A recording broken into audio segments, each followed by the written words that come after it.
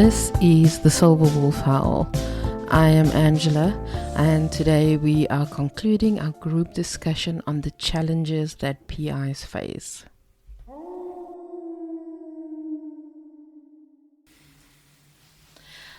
Okay, and we are back.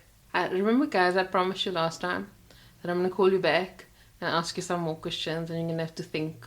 So I hope you've got your thinking caps on and you are ready to scratch beneath the surface to give us the answers to these questions that are coming up now.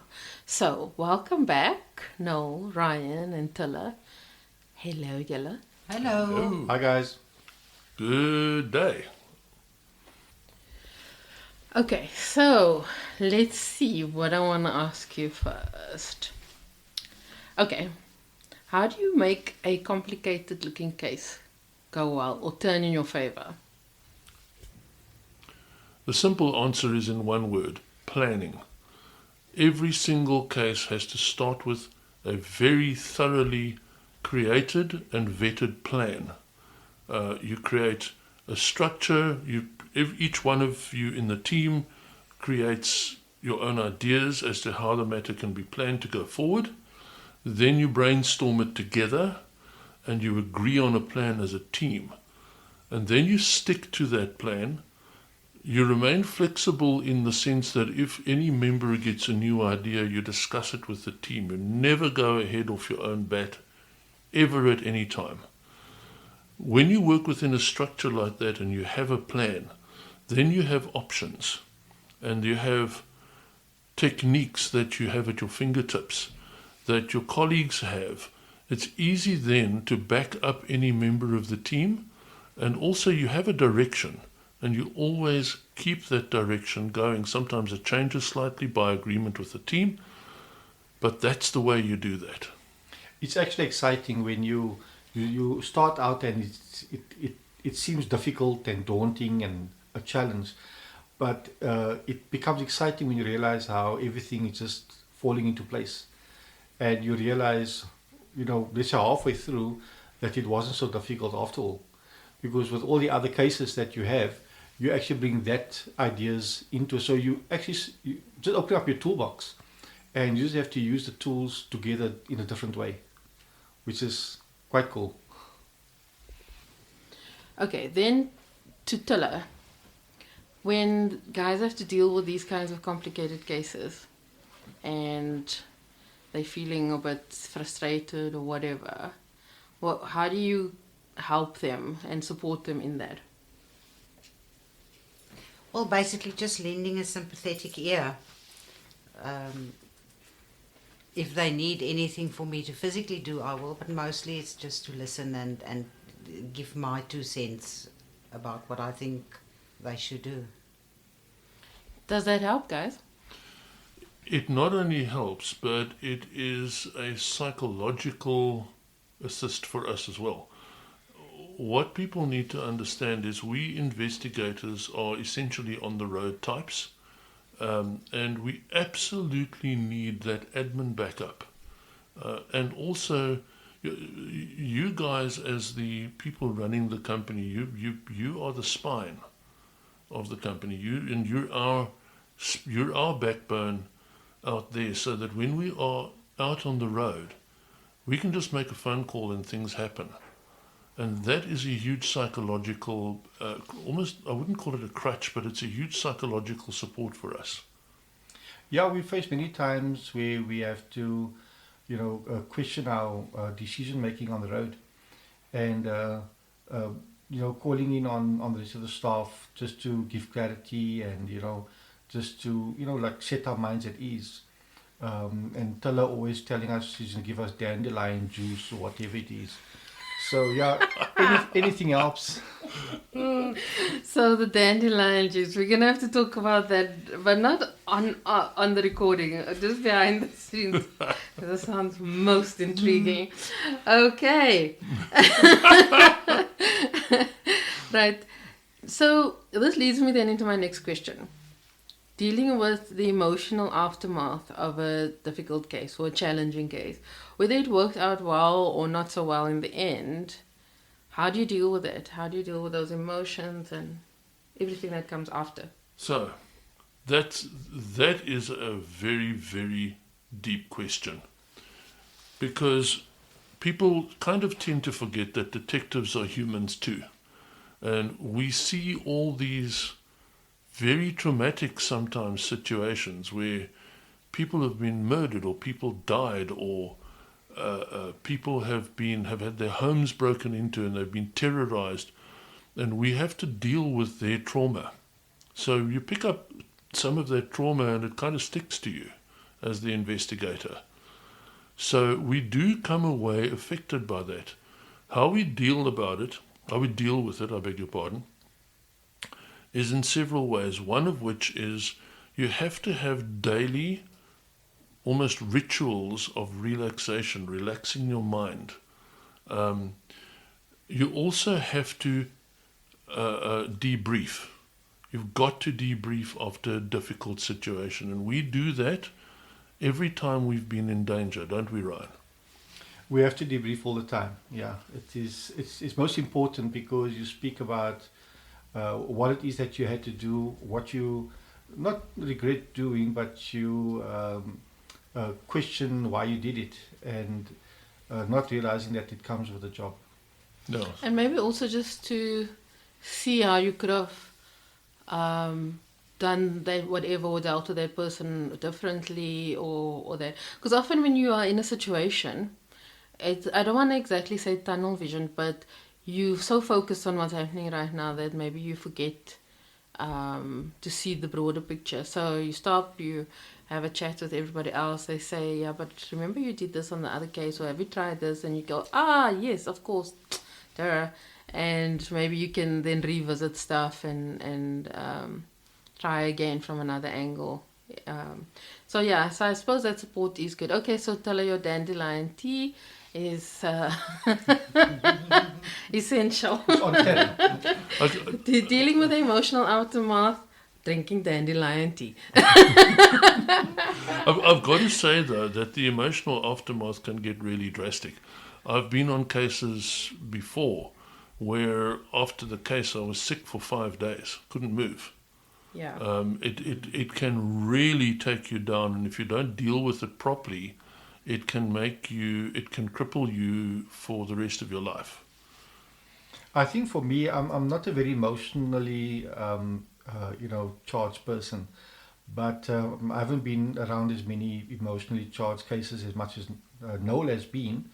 But for me, no matter how emotional it gets, I put it from my viewpoint, there's people going through much worse, and that's experiencing much more worse scenarios than what I am.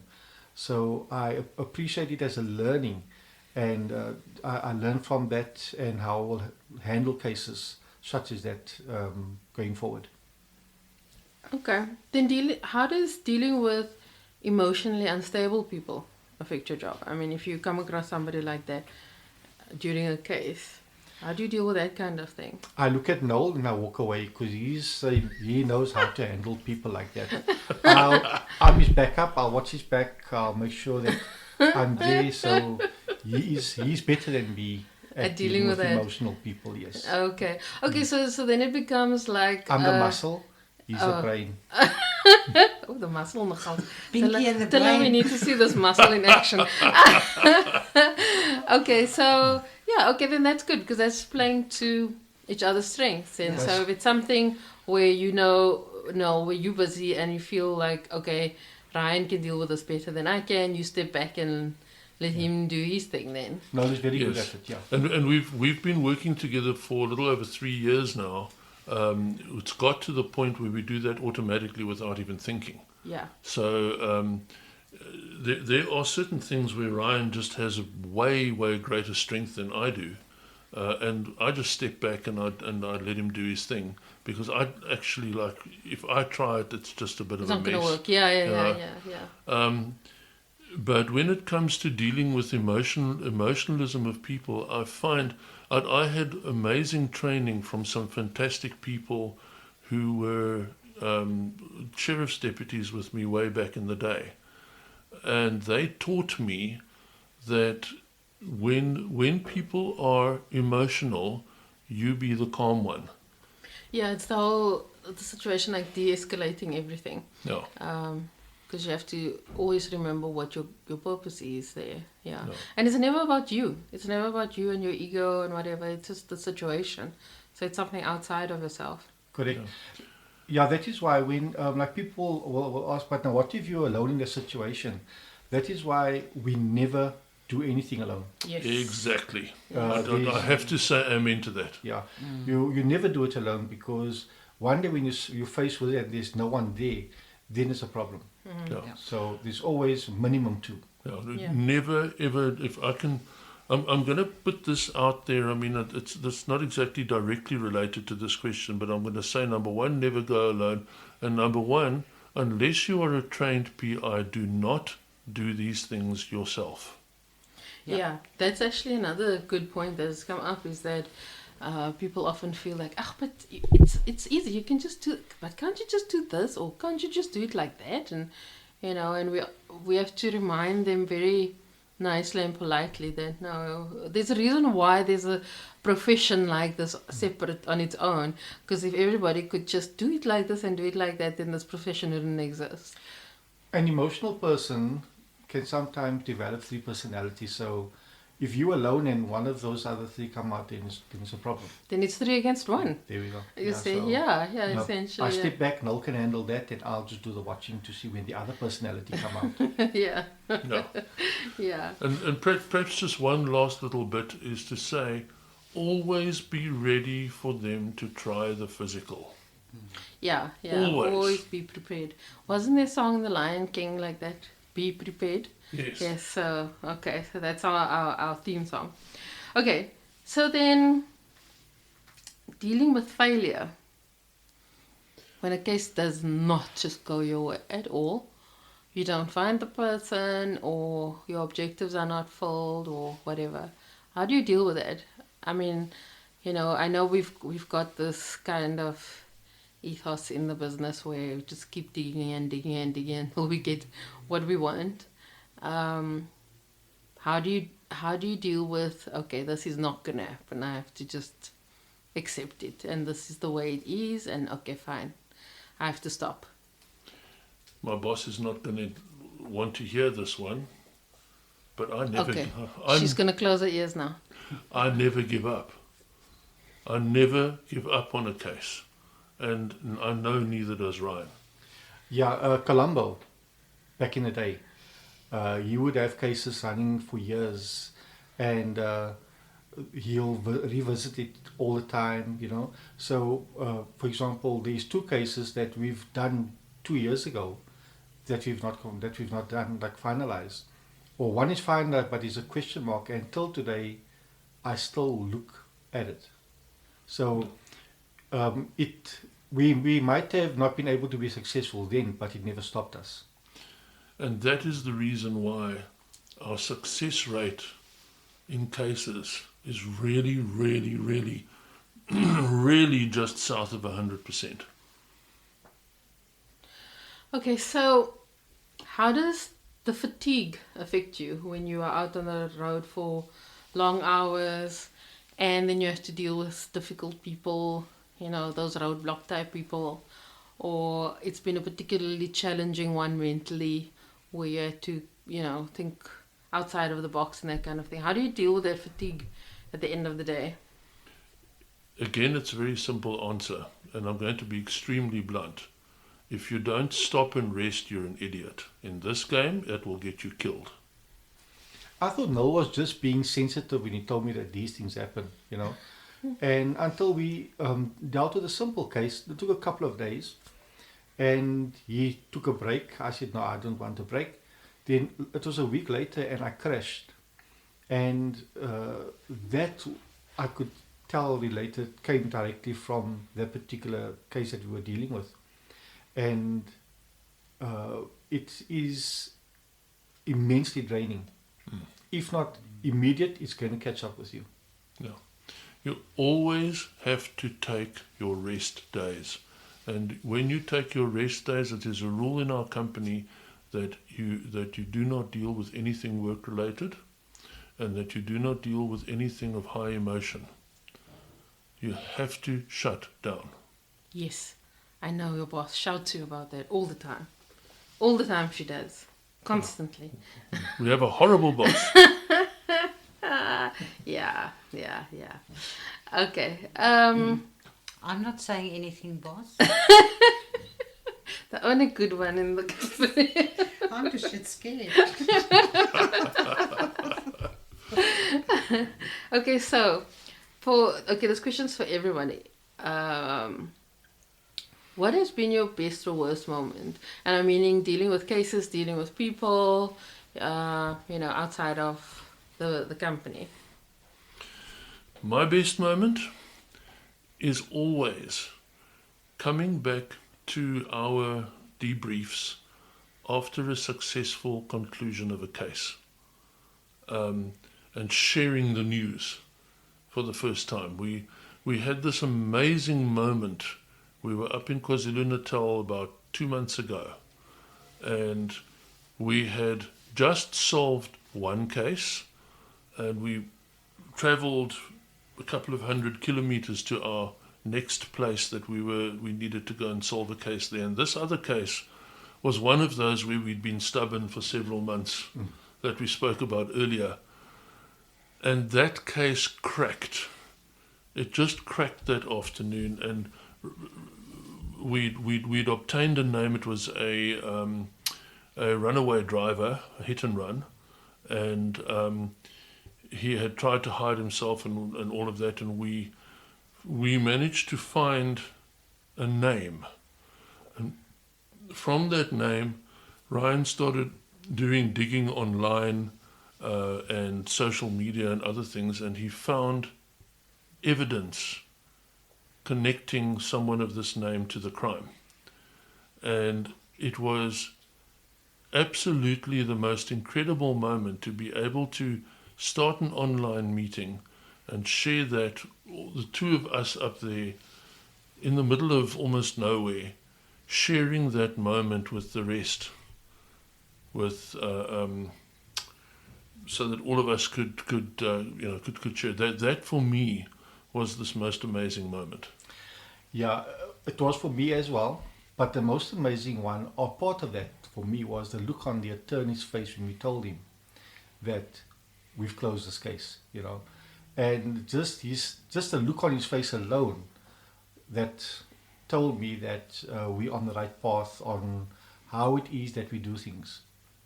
Okay, great. Okay, so now I don't want to be a Debbie Downer now and say, okay, what was your worst moment? But let's first hear what has been Tilla's best moment. Well, I was previously, I've seen when they did solve it, but this particular one, when we had the monthly meeting, the look on their faces and the look in their eyes when they told me they cracked it, the one that you were working on for that long time, and then the other one for the attorney, that utter joy and yes, finally, our work has been paying off. I've really not really had a low yet. It'll probably come. But I've dealt too little with these things to say I've had a really low. Okay. For me, it was the emotional crash after a particular case. Okay. That was my low. We succeeded in the case. But having to deal with it. But having to deal with the emotions afterwards. I crashed. Okay, all right. And I was down for a couple of days, physically ill and mentally battered. And that was a very, very hard experience for me. And I've had that a few times in my career. And for myself, actually now with this case that I'm working on Monday, I had a real low. And but it feels like, it's like trudging through mud and you're not getting anywhere. But in the last 2 days so far, it looks like, the playing field is leveling out. So I'll be coming out of that hopefully soon. Drink some dandelion tea. Ta-da! Okay, so my next question is, how do you deal with roadblocks being thrown at you, not from the defendants, but from people who you think are supposedly going to be on your side, like authorities, that kind of thing. Because I know that that's part of your frustration for this week, right? How do you deal with that frustration of that? It's frustrating, and sometimes we have to understand where they are coming from. But sometimes, processes or red tapes that people put in front of you, there is a way around it. And like I told you, we never work alone, we always work in pairs. And when it comes to shouting our way, fussing and fighting, I give it to Noel. Really, I give it to Noel. So that reminded me of, like, remember when you were at school and then you had this child that was difficult with you and whatever, and you'd say, I'm going to call my big brother for you. There we go. Is it like, okay, Yeah. all right, now we get the picture. I'm going to put Noel on you. No, really, I'll be peeking through the door and they're saying no, and then you see this big head, 30 centimeters above mine, peeking through and say hello. Maybe Noel must tell the people how tall he is so they can get a perspective. Okay, they're all teasing me here because I'm over 2 meters tall and I'm like 140 odd kilograms. So people do kind of do a double take when they see me. But what it's really about is about having that big toolbox that we spoke about in the earlier episode, where toolbox of hundreds and hundreds of different techniques that you can pick up at any time. And some of us are better at some of the techniques and others of us are better at the other techniques. So between us, we have a double-sized toolbox of different options. And that is really what works. So if the tools, the techniques that one person is using are not working, like Ryan said, you call on the other person and let them use theirs.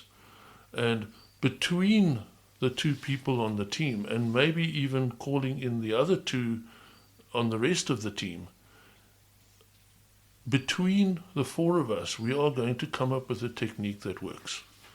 And we always do.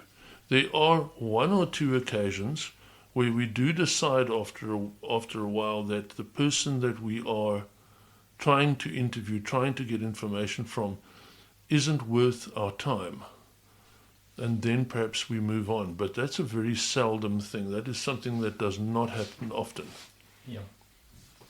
Okay, so Tella, you're with us now, not quite a year yet, so you're still kind of a newbie with us, but you fitted in nicely with everything. Tell us about your experiences with, dealing with this whole new world that you've come into of investigation and stuff, and then being stuck with these two. Shame, poor you.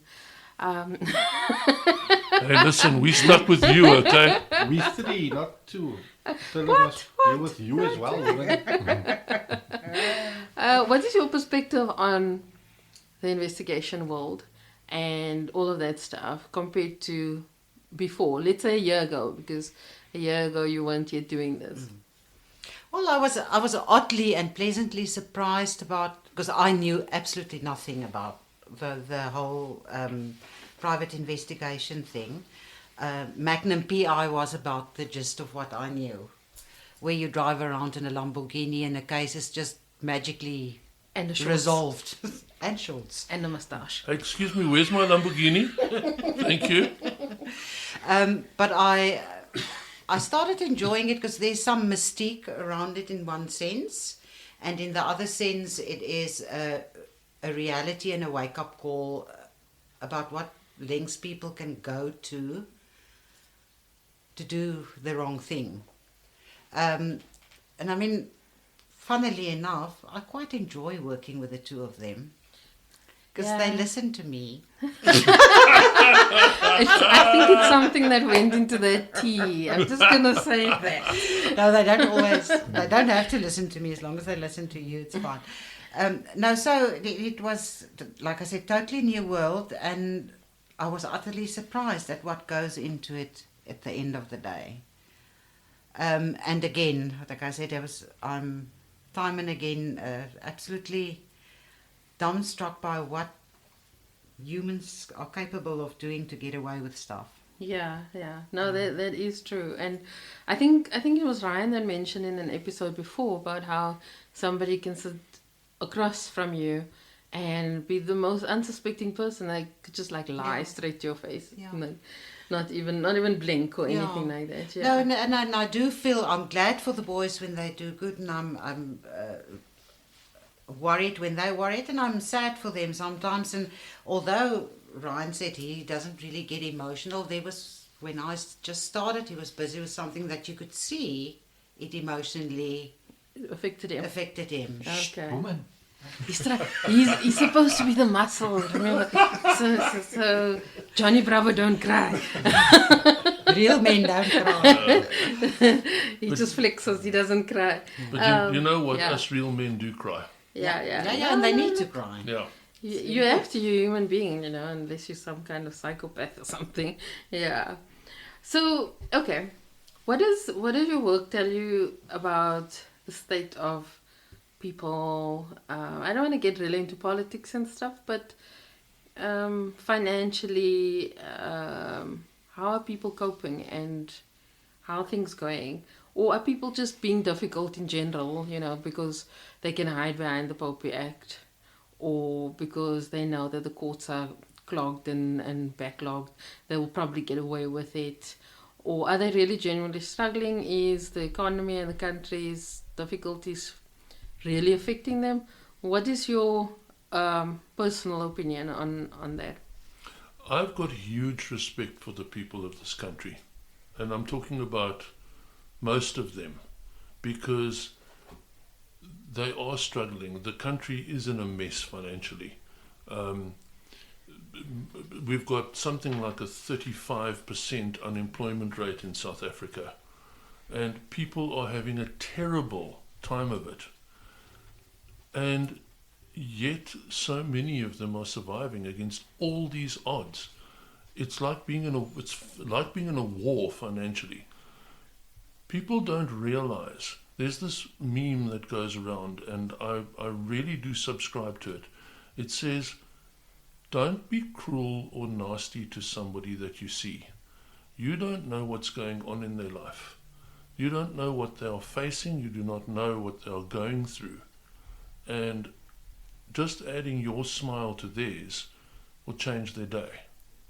Yeah, and I think also the experience that you had this week, and we won't get into any details, was of somebody who outwardly looks a certain way, but they're actually struggling a lot and they have difficulties. But if you were to see them, you wouldn't think that. So I think, yeah, like you said, people are getting through it by almost putting on a mask, or actually just putting on, I just have to get on with this thing kind of face and just doing it. Yeah. Tell her what is your take? Yeah, I don't think most of the people that we've got are maliciously, or how do I put it, trying to be nasty. You always have your 2 or 3% that do it on purpose and that are real scallums and that are hiding away. But I think as a big thing, maybe something happened, that threw them off, and financially they In the crashed, or situation, emotionally, or whatever. That's the feeling I get. There is the cases that I've seen that the boys did, that you can see, this is Okaland. He's been doing it. Yeah. He's a pro at this. But yeah. And I think we're going to see, we're going to see it more often now, because financially the people are struggling. Yeah. The condition of the country reflects in the way the people handle themselves and conduct themselves. Like, you get people that knows the system is practically broken in South Africa when it comes to, for example, vetting or getting business, and you get people that purposefully do bad business in order to gain financial upper hands. And then you get the people that are truly struggling because of the system, and how easily they are coerced into getting into debt in order to better their lives. And that itself is like, it is a concern that people are struggling but still being offered things to make their lives better. And that tells us how businesses are being run by just getting the numbers up, but not even thinking about the current situation of the person that they are, cold calling.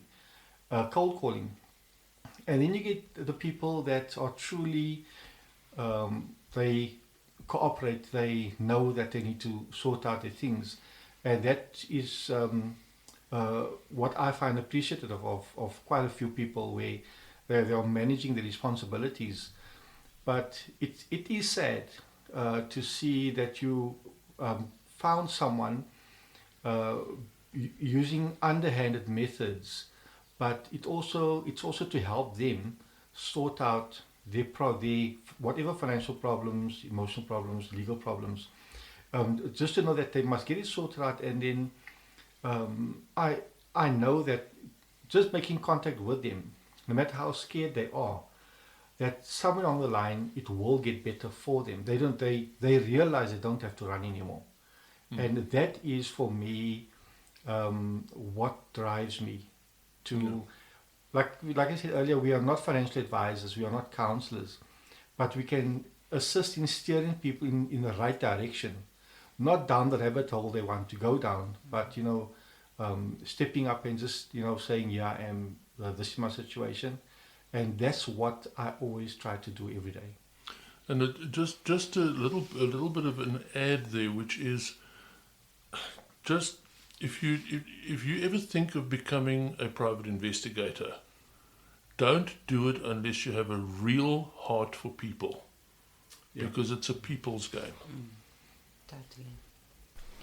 Okay, so now I'm going to open it up and say, for the last bit of this chat today, who has any questions for anybody else? Like, I want to know what's in that dandelion tea, but okay, I'll leave that for now. Anybody else have any questions for anyone else? I actually have a question for each of the three of you, but I'm going to start with you, Ange. Oh, okay. Right. No, it wasn't me. Actually, it was. Okay, I'm ready. You are the boss of a fairly rough, tough organization in a rough, tough industry. You are a lady, and you're a lady of color. Let's put it bluntly to you. Have you ever faced difficulties on that account, on those accounts? Yes, I have. I have, definitely. There are always challenges, and I mean, sometimes, like if you and I are together, for example, they'll kind of look past me to look to you for stability, or like, okay, maybe you can actually support this, whatever she's saying, kind of thing. But as I've said before, it doesn't bother me, because for me it's about the bigger picture. So for me it's about building this business that's going to be great for all of us. It's about building more than what I can even imagine. So this little person saying something or making things a bit difficult for me here, it's like such a small insignificant drop in the whole big picture. So yeah, it's there, but it's not a big thing. And also, like we were talking about earlier, about challenges, it just makes you actually stronger, and it actually makes you see what you are capable of. And it's a great opportunity to see another side of yourself in a positive and good way. So yeah, I don't know if that answers your question, but yes, that's my answer. That's my final answer. I do know, because I've seen that you have had to show your teeth as the boss every now and then, in terms of with people, especially from outside, with people that try to take advantage of what they see as weakness because you're female, or because you're colored, or because you're something like that. Yeah. No, I've actually had that situation where somebody tried to kind of lean towards my feminine side and almost wanting me to feel sorry for them and that kind of thing, and playing on my emotions, and trying to tap in there. But yeah, they don't know I have big girl panties and I just pull them up tightly. And yeah, do what I have to do. Because as I say, at the end of the day, the bigger picture is always in my mind. So if it's not benefiting this thing, then you're going to get the harder side of me. And I will predict the next always. So yeah. Okay, anyone else? Well, my next question was to Tilla. Tilla, you came on board, you were the last of the four of us to come on board here, and you've had to face some pretty rough, tough situations and really much fit in, and at the same time you've had to become the sort of mama bear of the organisation. How's that been for you? Fantastic. I get rid of all my dandelion tea. No, like I said, I fell into something unfamiliar to me, and I enjoy it, and I enjoy working with you three. And it's just fantastic. I love it. If you enjoy working with us, you obviously don't know us very well yet. There's something wrong with it. No. Make no mistake. And I think I've got the backing of the boss with this. I will crack the whip if I need to. Yes. But I didn't need to Yes. yet. No, I've got no complaints. Okay. Yeah. Right. And then Ryan, what's it been like working with me? Oh, Jana. Julle dag. I've become more prompt with time. No operates on German time. So 5 minutes on time, 5 minutes ahead of time is 10 minutes late. So, but it's been great. It's been a good learning. I'm learning all the time. For example, Monday, we had a plan for Tuesday, but you actually managed to convince me why we had to do something on Monday, and I actually understood why. It's how I'm learning, and it worked for us. So no matter how much we think we know, I'm always open to learning, and that's you're a great mentor and a teacher. Thank you. Well, what I was really getting at is I also have my rough side sometimes, where, for example, I have a tendency sometimes to take over when you're in the lead. How do you deal with that? I deal with that in a way of I need to understand why you do that. And it's not easy for you to let go of something that you've been doing alone all these years, and now you're someone. I'm still in training. So when you tend to take over, then I know I've slowed down for some reason. And our drive is different. I've got a lot to learn. I've got to see how things have to be seen as being more urgent. And I get that picture when we do things. I always grind my teeth and say my prayers while I'm sitting there. I'm looking at you, but I'm praying. Take me now, Lord, or anything like that. But then at the end of it, when we're done doing what you've insisted we do, I see the method to, let's call it the madness. Okay. And it works, and that's how I'm learning. So I don't take it as you're overstepping or going over my head and I feel upset and disrespected. There's a method to the madness. And so far we've never done anything wrong. And that's because of how you lead. So I might be the lead on a case, but I'm still looking for guidance. Okay, understood. Oh, bromance. Come on. Haartjies. I'm the muscle here. Oh, sorry. Next time, Airbnb, king size bed. Okay, anyone else have a question, Ryan? Do you have some questions? I've actually been asked this by people that I know, females. When a female approaches a business for wanting to join the team, or how do you become investigator, and if they, let's say, want to join our company, our business, how will you, a lot of people think women work in admin. Okay, yeah, so they can't be the... So they can't be investigators. Yeah, okay. how, when people look in, how will they see how they can fit into what we do? Okay, so my answer there would be, it's not, I don't want to say it's not about whether you're male or female, because that does play a role, but the crux of the matter is it's not about whether you're male or female. Can you do the job? Yes. This is my number one. Can you do the Exactly. job? Can you do the job effectively? I don't need a puppy that's just gonna stand there and pretend, wear the badge and pretend to be. Can you actually do the job properly? Yeah.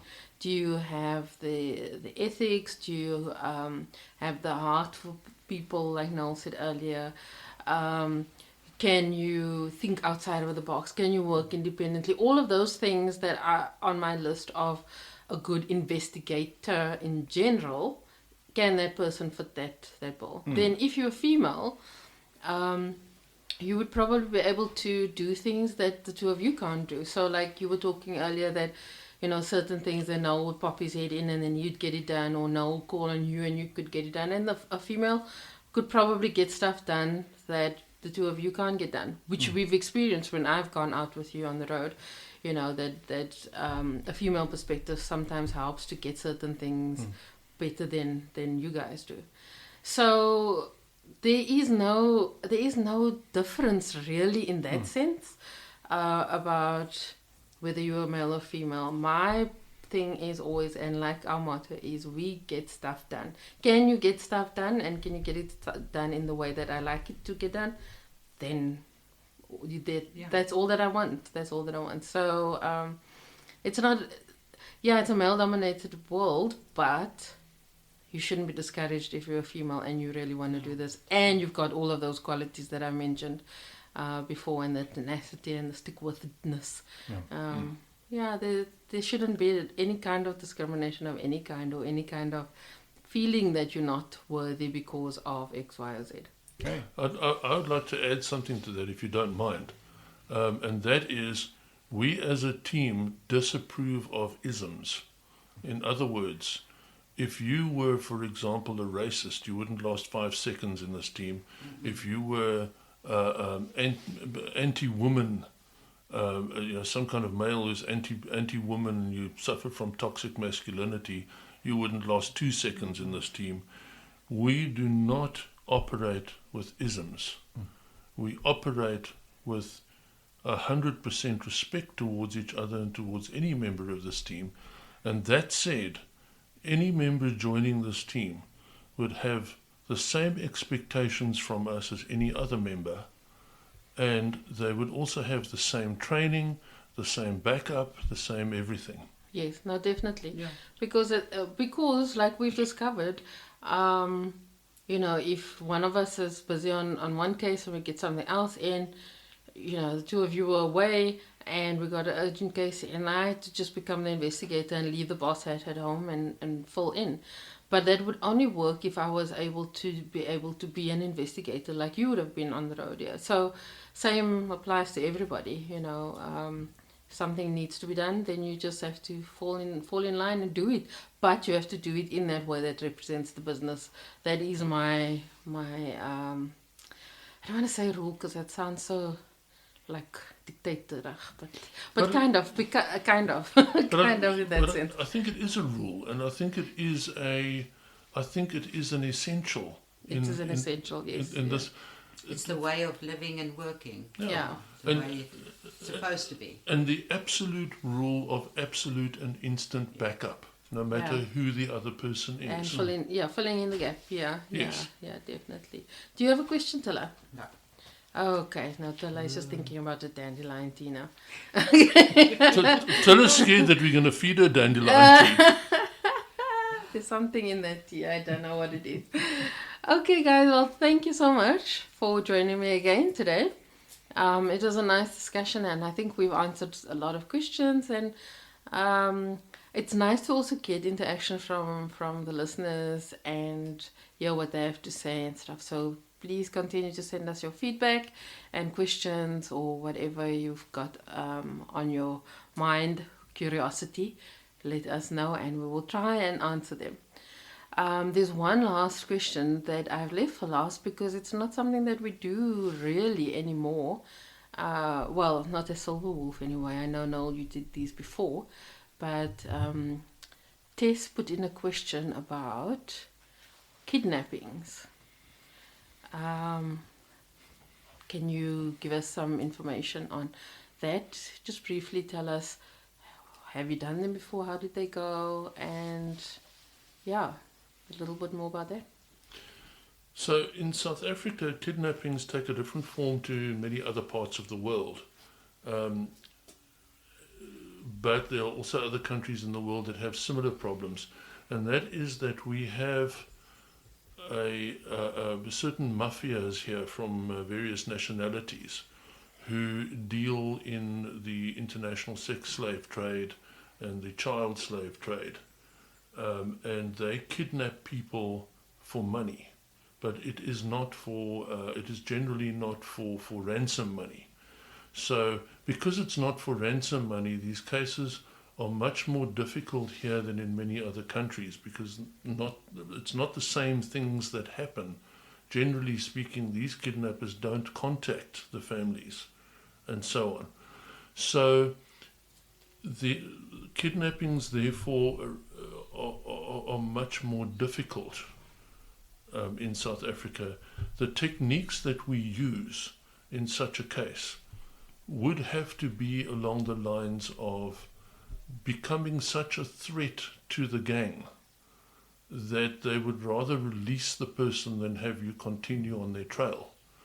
Now, that said, we deal with 3 different types of what we call missing persons cases. There are kidnappings, there are runaways, and there are suicides or murders. Where, so in any one of those scenarios, people have disappeared and we do get hired to go and look for them. But kidnapping is very much a thing on its own. And it is unfortunately a bit of an epidemic in Southern Africa. Yeah, and I think that's more of a specialized skill as well, because that's why we also haven't done any really as this team of Silver Wolf here. So yeah, I hope that answers your question, Tess. And yeah, it settles your mind on that. Well, thanks, guys. Let us, Ryan, I know you're eyeing that glass of Oros over there. It's the cake next to it. The cake next. Okay, all right. Well, thanks for joining me today, and thanks for all the info again and sharing all your knowledge and expertise. Thank you so much to the listeners. Have a good day. Have an absolutely great one, people, and we will see you on the next one. Thanks and goodbye.